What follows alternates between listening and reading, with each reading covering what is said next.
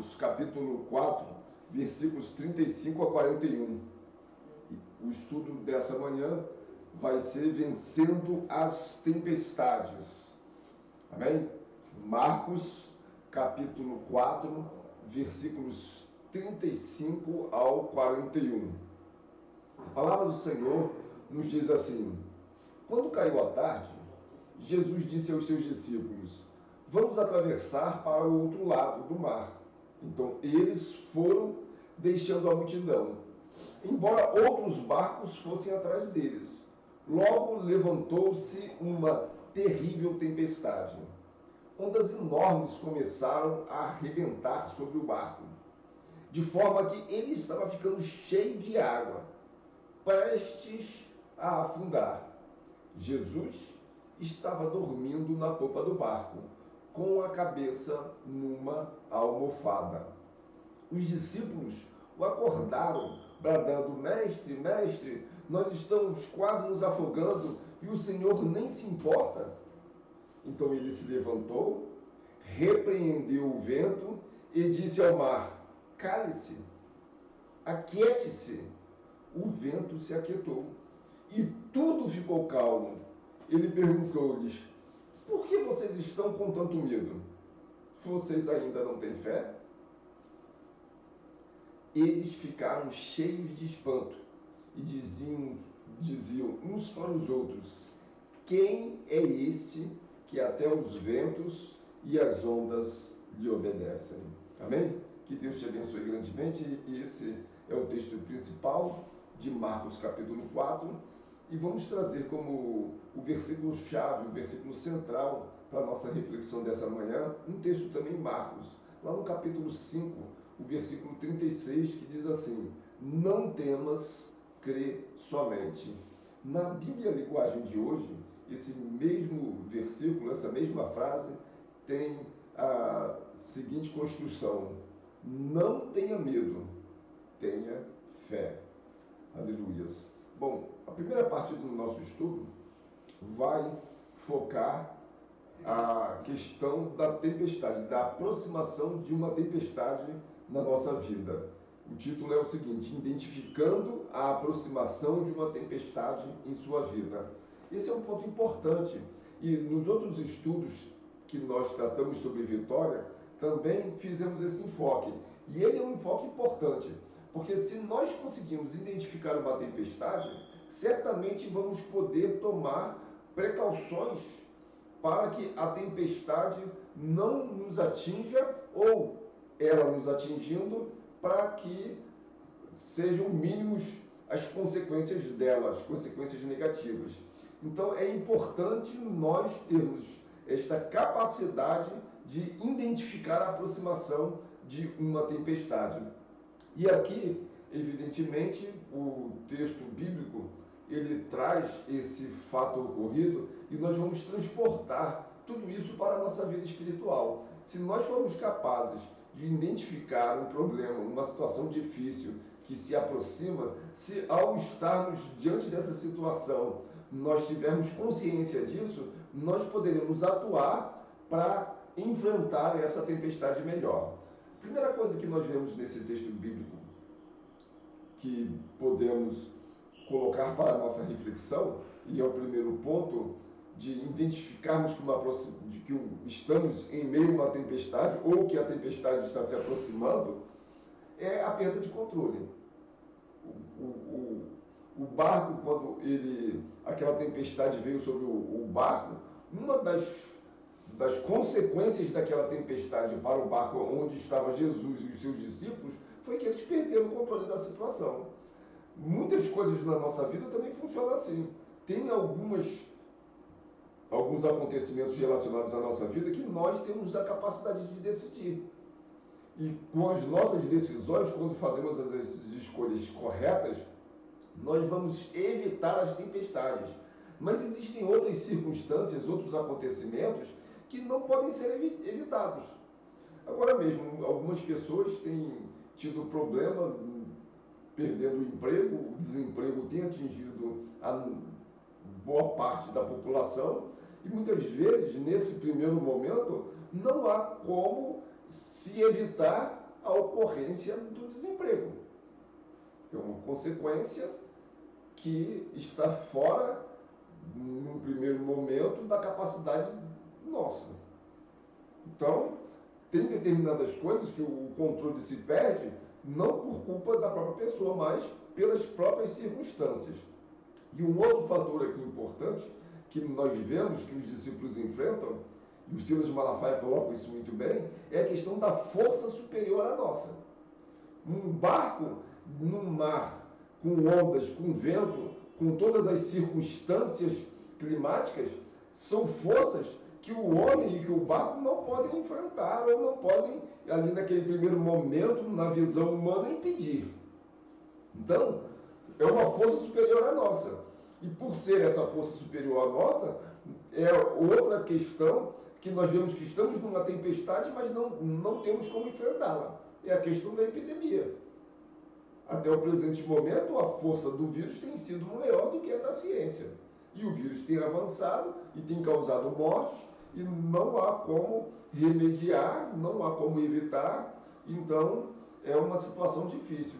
Um outro problema que nós vemos aqui, nessa tempestade, é o açoite das ondas. O barco estava enfrentando uma força superior, eles não tinham controle da situação e ainda vinha o açoite das ondas batendo no barco e causando prejuízos no barco, aterrorizando as pessoas, e o texto bíblico diz que a água já invadia o barco. Veja que este cenário que nós estamos apresentando vem a demonstrar a existência da tempestade. Muitas vezes acontece isso conosco. Nós não temos o controle da situação, nós enfrentamos forças maiores do que as nossas e ainda vem esses solapos sobre a nossa vida. Então, nesse primeiro momento, nós estamos identificando quando estamos passando por uma tempestade. Outro ponto que nós vemos aqui são os danos causados. Em razão desses solapos das ondas do mar e do próprio vento, o que estava acontecendo é que o barco estava praticamente se desintegrando. O barco não estava suportando aquela tempestade.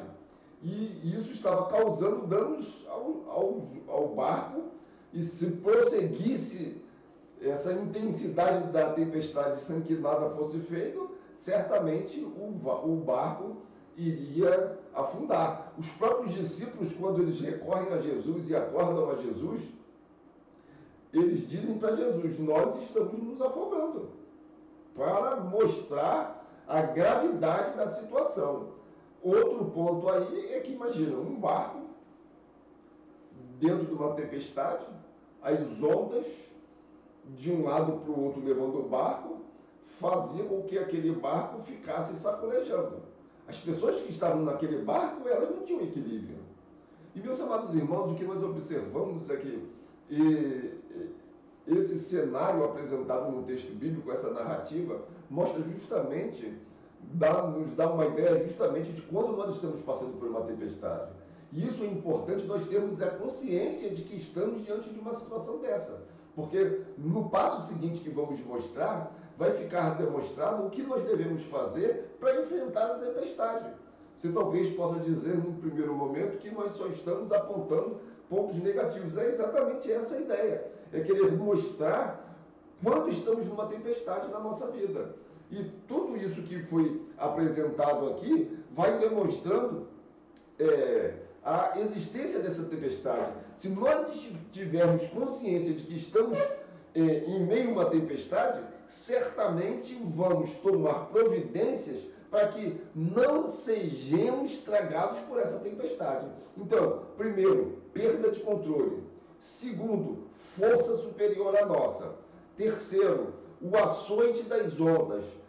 Quarto, os danos causados à embarcação. E na nossa vida também acontece isso. Nós vamos tendo perdas materiais, perdas sentimentais e muitas vezes até perdas de vida. E o que acontece é que quando essa tempestade perdura por muito tempo, a sensação que nós temos é uma sensação de perda de equilíbrio, sequer damos conta de ficar de pé, sequer temos ânimo para poder seguir em frente. E quando nós imaginamos que a situação não pode piorar, o que acontece é que as águas vão invadindo. E a sensação que se tem é justamente uma sensação de derrota, e no caso específico dos discípulos aí, é que agora nós vamos nos afogar, agora chegou ao final, não tem mais para onde correr. Então esse é o cenário que muitas vezes acontece na nossa vida. Agora nós vamos passar para a segunda etapa, que é como nós devemos fazer para enfrentar a tempestade. E nós vamos observar que existem certas medidas que nós podemos tomar, nós devemos tomar essas medidas porque elas vão ser importantes para nós. E a primeira das medidas que nós devemos tomar é controlar o pavor. O próprio Senhor Jesus diz, quando ele é acordado pelos seus discípulos, ele questiona os discípulos dizendo: vocês só têm medo, vocês não têm fé? Onde está a fé de vocês? Porque o medo faz nós entrarmos num estágio cada vez mais amedrontador, até ficarmos com grande pavor. E algumas pessoas, quando estão dominadas por esse sentimento de incertezas, muitas vezes ou elas paralisam, ou elas ficam desesperadas. E são duas atitudes inadequadas. Imagina, um indivíduo vai atravessar uma linha férrea, por exemplo. Quando está atravessando aquela linha férrea de carro, chega ali no meio da linha férrea, o carro corre, fica ali parado. Aí ela está tentando fazer, a pessoa está tentando ligar o carro não liga, e de repente ela começa a ouvir o barulho do trem, e daí a pouco não só ouve o barulho do trem, mas começa a ver o barulho do trem, a pessoa congela de medo. Quando deveria sair do carro e deixar o carro. Não é uma atitude adequada, mas o medo muitas vezes gera essa situação. Outras pessoas, diante do medo, elas ficam apavoradas e aí saem correndo, atropelam umas às outras. Muitas vezes, quando acontecem sinistros, como incêndios, o número de pessoas que morrem por causa do pavor é maior do que a causada pelo próprio sinistro. Isso por quê? Porque a pessoa está totalmente descontrolada. Ela está descontrolada porque está congelada, ou muitas vezes está descontrolada porque está desesperada. E a questão é que nós devemos ter consciência da situação, no sentido de que estamos passando por uma dificuldade, por uma circunstância adversa, por uma tempestade, como diz o texto bíblico aqui, mas isso não pode gerar a completa perda do controle. De alguma forma, nós ainda devemos ter um controle para tomar medidas, ainda que sejam mínimas. Um outro ponto aqui é que nós devemos usar sempre o nosso potencial. Lembre-se lá no estudo a respeito de Davi e de Golias, no primeiro momento, Saul sugeriu a Davi usar a sua armadura. Como Davi ele era um pastor de ovelhas e não um soldado, ele não tinha armadura. Então Saul propôs a Davi: experimenta aqui minha armadura para ver como é que você fica nessa armadura para você duelar com o gigante Golias. Davi até experimentou a armadura, mas sequer tinha condições de andar com aquela armadura.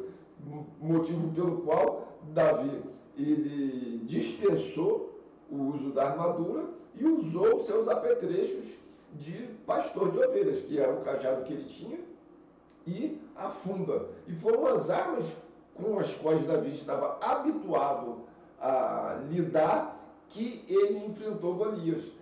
É o que nós devemos usar, meus amados irmãos. Não adianta nós ficarmos pensando: se eu tivesse essa condição, se eu tivesse esse curso, eu conseguiria um emprego. Num primeiro momento, você tem que usar o potencial que você tem. Depois, no segundo momento, você deve se aperfeiçoar, você deve buscar melhorias, você deve buscar outros potenciais que poderão ser necessários para você. Mas ali no momento da tempestade, é preciso usar o potencial que tem. Um outro ponto extremamente importante é não desistir. Os fracassados são os derrotados.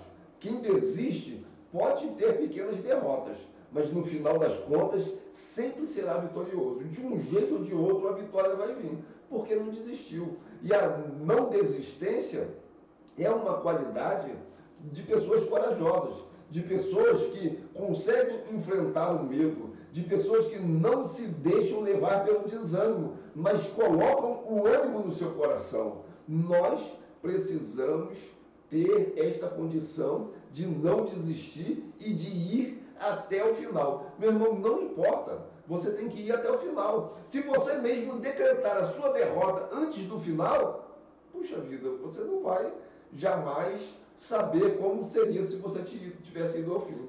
Me lembro uma vez eu fui fazer uma prova, que era uma prova, já tenho uma certa idade, e algumas pessoas podem até rir, mas era uma prova de concurso público, que tinha uma fase prática de datilografia. Tem gente que não sabe nem mais o que é isso, né, em razão dos computadores. Mas, no passado também não tão distante, as pessoas utilizavam máquina de datilografia manual e escreviam os textos na máquina de datilografia. Eu fui fazer uma prova dessas, nunca tinha feito. Quando eu entrei na sala, eu devia de ter, sei lá, uns 50 ou mais pessoas para fazer. E sentei ali e não sabia o que estava por vir. Eles dão um texto, você coloca o texto ali para poder datilografar esse texto. Quando deu o sinal para começar, meu irmão, o barulho dentro daquela sala foi gigantesco. Parecia metralhadora, porque imagina, 50 pessoas batendo ali nas máquinas ali, fez um barulho ensurdecedor. Como eu nunca tinha feito uma prova dessa, jamais imaginava aquilo ali. E no afã de conseguir fazer aquele texto, você vai batendo nas teclas, os dedos vão entrando no meio das teclas. No meio da prova eu pensei em desistir, falei assim, não vai ter jeito, eu acho que com esse barulho todo mundo está muito mais na minha frente. Mas eu pensei comigo, eu estou aqui, eu vou até o final e vamos ver no que dá. No final das contas, eu nem me saí tão mal. Se eu tivesse decretado a minha derrota e imaginado que eu não teria condições e que já estava tudo perdido e que eu não conseguia uma velocidade boa, e na vida é assim. Se os discípulos em determinado momento se dessem por derrotados e ficassem desanimados, aí que a tempestade iria engolir aquele barco e a própria vida deles. Na vida é assim, nós não podemos desistir. Existe um texto lá em 1 Samuel, não sei exatamente o capítulo agora, mas fala lá dos valentes de Davi. E lá conta a história de um dos valentes de Davi, que ele lutou, que ele ficou tanto tempo com a espada na mão, segurando a espada e lutando, que no final a mão dele ficou dormente. Ele não conseguia abrir a mão para poder largar a espada. É assim que nós devemos fazer. Nós jamais podemos desistir. Nós sempre devemos seguir em frente. O quarto ponto aqui é supere a timidez e a incredulidade. Para nós que somos cristãos, esse é um ponto extremamente importante. O próprio versículo-chave apresentado aqui traz essa ideia. Não tenhas medo, tenha fé. Essas foram as palavras que Jesus disse para Jairo, no momento crucial da vida de Jairo. Lembre-se que lá em Marcos capítulo 5, Jairo procura Jesus e pede, Jesus, vamos na minha casa, porque a minha filha está à beira da morte, ela está muito doente. E Jesus disse, não, sim, vamos. Eles saíram para poder ir à casa de Jairo. No meio do caminho foi feita uma pausa, porque apareceu uma outra pessoa enferma, uma mulher que há 12 anos sofria de uma hemorragia. Como ela tocou em Jesus e foi sarada, Jesus, percebendo que havia saído virtude de si, perguntou quem me tocou, e ali ficou nessa situação, até que a mulher veio, se identificou, Jesus abençoou aquela mulher, e eles foram prosseguir a caminhada. Foi então, nesse momento, que chegou a notícia da casa de Jairo. Olha como as pessoas comunicaram a morte da filha para o pai. Não incomodes mais o mestre. A sua filha morreu. Uma maneira um tanto quanto grosseira de dar uma notícia como essa. E aí Jesus, diante dessa notícia, ele olha para Jairo e diz para Jairo, não tenhas medo, tenhas fé. Observe que o medo vem das incertezas que nós temos do futuro. Naquele momento, quando Jairo recebe a notícia, será que Jesus seria capaz, agora, ao invés de curar a minha filha, será que ela poderia sobreviver? Será que ele poderia ressuscitá-la? Como é que vai ser agora a minha vida sem a minha filha? Quer dizer, o nosso cérebro, ele começa a ficar condicionado a buscar saídas, a buscar respostas, e quando ele não consegue encontrar respostas, quando a ciência não pode dar respostas, quando o conhecimento que nós temos não pode dar as respostas que nós queremos, e nós ficamos nesse limbo da incerteza, é que vem o medo. Quando nós olhamos para o futuro e não vemos como será o amanhã, como podemos nos proteger amanhã, como poderemos arrumar um novo emprego amanhã, como poderemos sustentar a família amanhã, como poderemos buscar a cura amanhã, é justamente daí que vem a incerteza e, consequentemente, nós ficamos com medo. E aí Jesus, nesse momento, o que Jesus diz é, nesse momento é que nós devemos ter fé. Fé não nas circunstâncias, porque as circunstâncias são todas contrárias. É justamente nesse cenário que a Bíblia nos traz a resposta, lá de Abacuque: o justo viverá pela fé. Quando as incertezas são tão grandes, quando o futuro não traz boas notícias, quando nós não temos uma boa visão do que virá, quando achamos que tudo está acabado, é nesse momento que devemos colocar a nossa fé em Deus. Imagina, Davi tendo que enfrentar Golias. Qual a chance que Davi teria contra Golias de acordo com as expectativas das pessoas? Nenhuma. Se naquela época houvesse, como hoje, bolsas de apostas, em que são colocadas apostas em lutas, em jogos, certamente a maior parte das pessoas iriam colocar todas as suas fichas em Golias. Porque imaginavam que Davi não teria nenhuma chance. E da perspectiva humana, da visão humana, de fato não tinha. Mas, quando Davi diz: você vem em mim com espada, com lança, com escudeiro, eu vou contra ti em nome do Senhor dos Exércitos. Davi colocou a fé dele em ação. Ele colocou a fé dele no Senhor dos Exércitos, que não perde batalhas. Meus amados irmãos, é o que nós devemos fazer quando nós temos consciência de que estamos passando por uma batalha, por uma dificuldade. Quando o barco da nossa vida enfrenta uma tempestade, enfrenta ondas fortes, a água começa a entrar, parece que o barco vai afundar e que nós vamos morrer afogados, nesse momento nós devemos colocar a nossa fé em ação. Esse é o ensinamento principal desse texto. E aí o que nós devemos fazer? Nós devemos clamar o nome de Jesus. Foi o que os apóstolos fizeram. Os discípulos de Jesus, diante dessas circunstâncias, vendo que eles não tinham condições e não sabiam exatamente o que fazer, eles vão lá e acordam Jesus. Agora, o interessante é justamente isso. Jesus devia estar muito cansado para estar ali diante de todas essas circunstâncias, dormindo.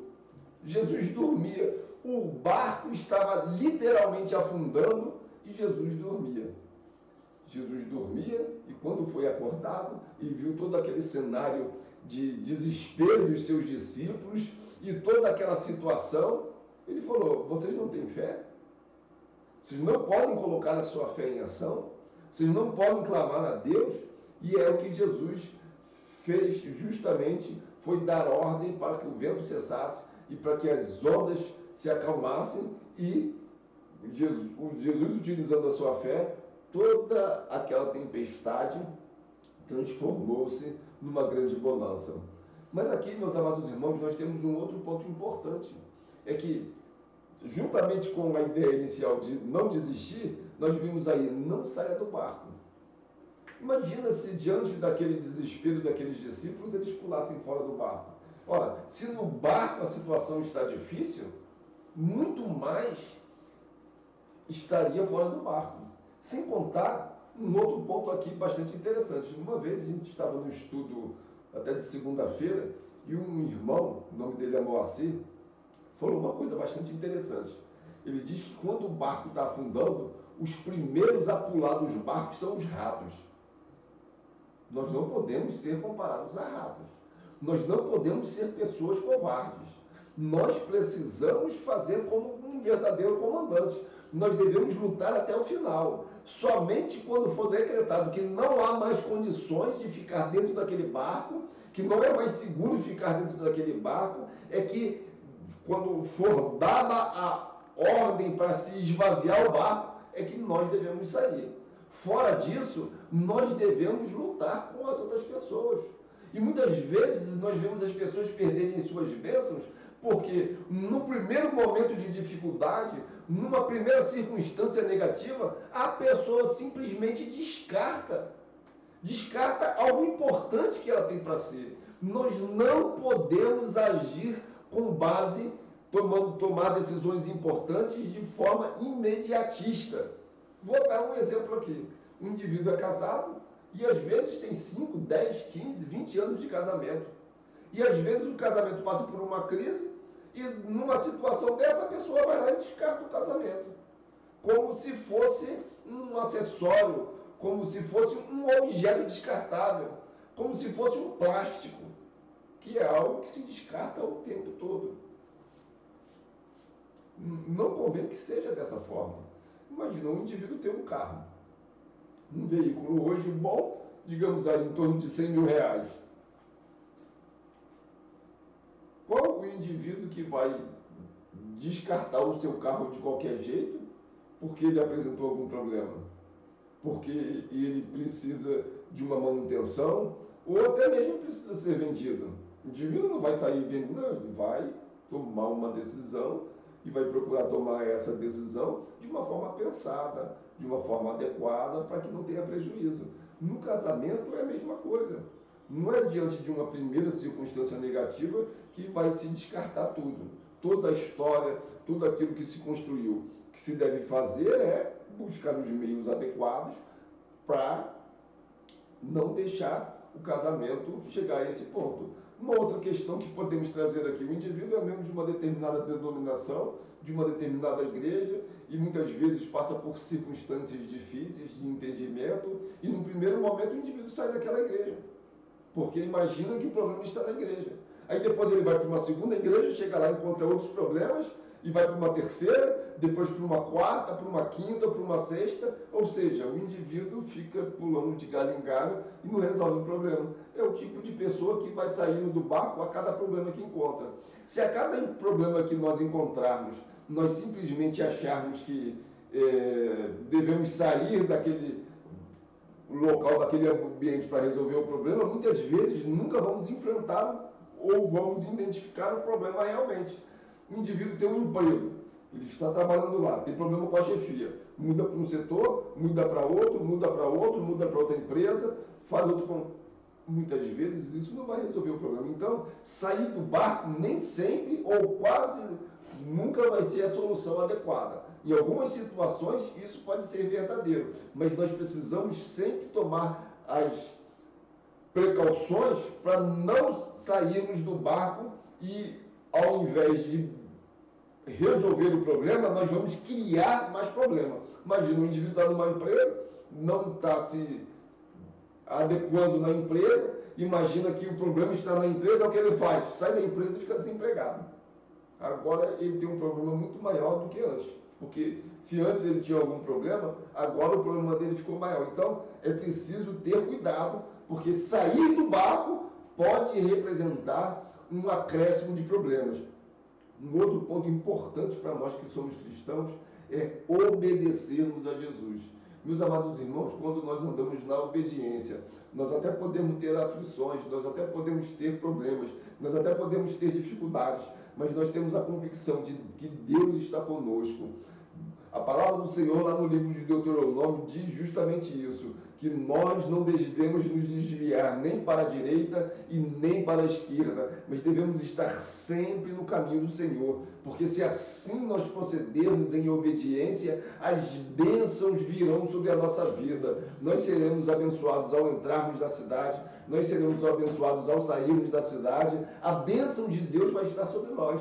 Mas todas as vezes que nos desviamos, aí vem a maldição, Não porque Deus envia a maldição, mas a maldição é uma consequência das nossas próprias ações, dos nossos próprios erros, do mal que nós mesmos cometemos. Então nós precisamos estar alertas e andar sempre no caminho do Senhor, porque o caminho do Senhor é perfeito. Então essas são as sugestões, algumas sugestões aqui de como nós devemos fazer para enfrentarmos a tempestade. Primeiro, controlar o pavor.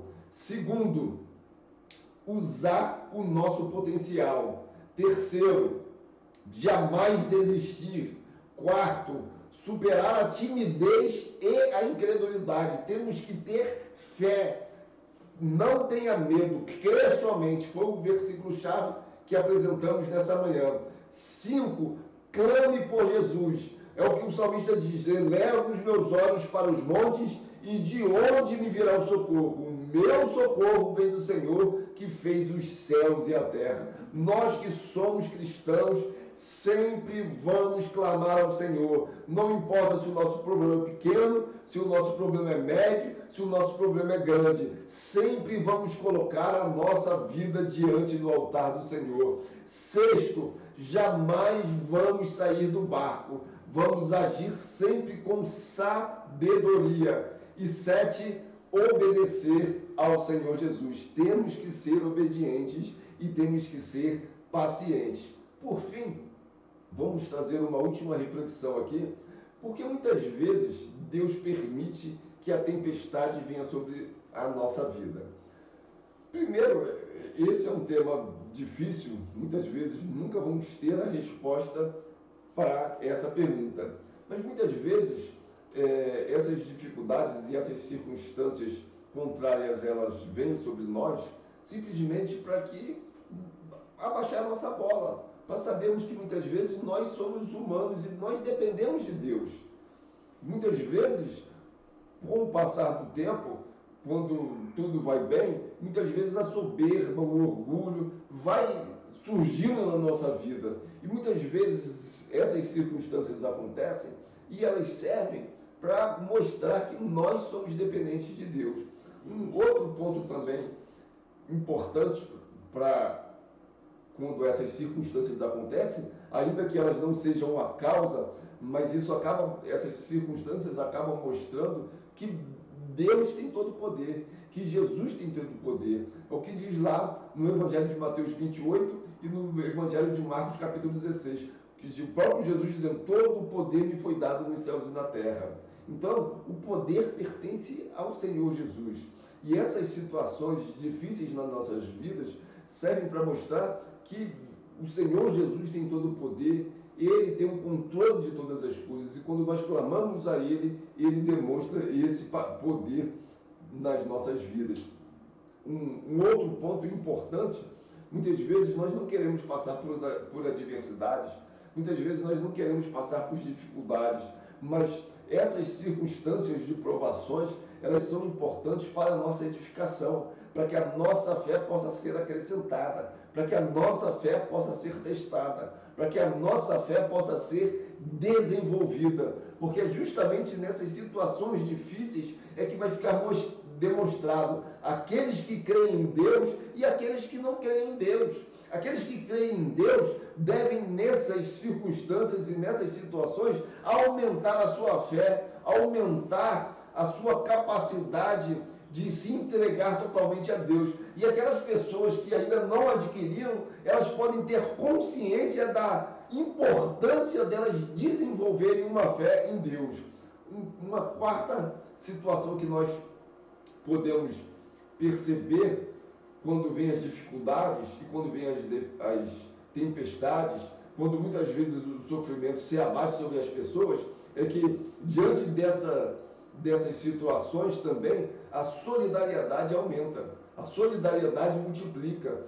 E essas situações de sofrimento e de angústia e de dificuldades muitas vezes despertam em cada um de nós esse sentimento de amor para o próximo. E isso é importante. Agora mesmo nessa epidemia nós temos visto isso. Muitas pessoas que nem são tão religiosas, porque muitas vezes se imagina que as pessoas religiosas que têm como mandamento para si amar o próximo e que vão desempenhar um papel importante na sociedade, mas agora mesmo nós temos visto pessoas que nem são religiosas realizando esse trabalho, doando cestas, fazendo almoços, levando mantimentos, levando produtos de higiene, ajudando, sendo solidário com o seu próximo, com o seu vizinho, com o seu amigo, na comunidade onde essa pessoa mora. Então, essas circunstâncias de sofrimento, essas circunstâncias de dificuldade, desperta em cada pessoa esse sentimento de amor ao próximo, que vem justamente ao encontro da palavra do Senhor, que diz: amarás o Senhor teu Deus de todo o teu coração e ao teu próximo como a ti mesmo. Então, meus amados irmãos, está aí mais um estudo para a sua vida, e que cada um de nós possa colocar isso em prática, quando passarmos por situações que nós identificarmos como sendo situações difíceis, situações que muitas vezes vão ser um desafio para nós, como hoje nós temos vivido essa situação de epidemia, essa situação de quarentena, situação de enfermidade, situação de desemprego. São tantas adversidades que todos temos enfrentado coletivamente, que precisamos nesse momento colocar em prática esse estudo.